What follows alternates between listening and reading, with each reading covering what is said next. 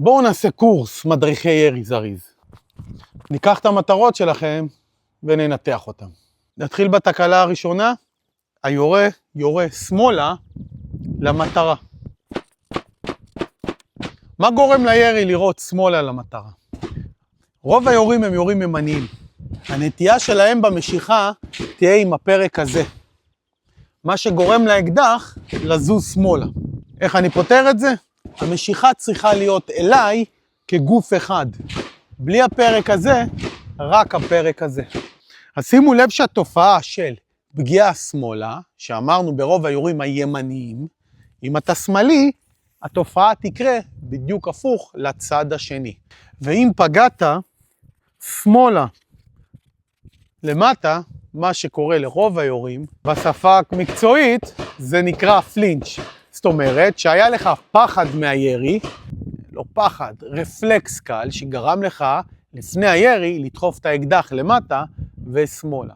איך פותרים את זה? טוב, הוצאתי על זה סרטון מלא, אבל אני אגיד בקצרה. ככל שתתאמן, הפחד ירד, הרפלקס ייעלם, תוכל לראות בצורה אחידה. הירי הבא הוא פיזור על כל המטרה. זאת אומרת שהיורה פגע פעם פה, פעם פה, פעם פה, פעם פה, ופיזר את הכדורים שלו על כל המטרה. הירי הזה יתבטא הרבה פעמים גם בעבודת הדק לא נכונה, זאת אומרת שעבודה מאוד מאוד ארוכה ובעיקר אחיזה. הרבה יורים אוחזים את האקדח עם כל היד. הרעיון הוא לאחוז את האקדח עם הזרת והקמיצה ולהרפות את האזור העליון של היד.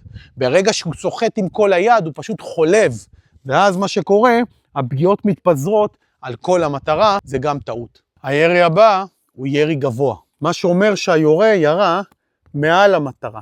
זה נגרם בעיקר שהיורה מתמקד בזמן הירי ושם את הפוקוס שלו על המטרה ולא הכוונות.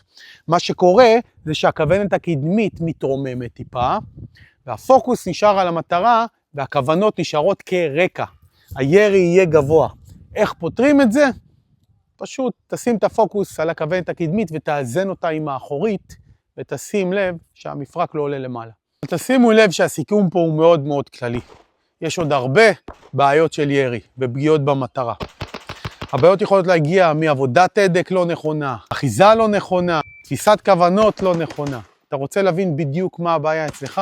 איך לתקן את הפגיעות שלך? מאיר צזנה, אימוני ירי מתקדמים. חברים, בואו להתאמן.